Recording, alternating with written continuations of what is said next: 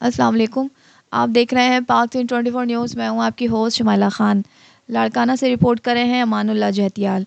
लाड़काना जामा इस्लामिया इशाअतुल कुरान वल हदीस दौदाई रोड लाड़काना में जामे के महतमम अल्लामा नासिर महमूद सोमरो जमियत उलमा इस्लाम सूबा सिंध के सेक्रेटरी जनरल अल्लामा राशिद महमूद सोमरो की जानिब से गुलशन शहीद इस्लाम में दस्तार फ़जीलत कॉन्फ्रेंस प्रोग्राम का इनेकाद किया गया, जिसमें फ़ारिग़ तहसील 137 उलमा इकराम हफ़ाज़ और मुफ्तियान इकराम की दस्तारबंदी की गई। तक़रीब में पोजीशन हासिल करने वाले तालिबात में इनामात भी तकसीम किए गए।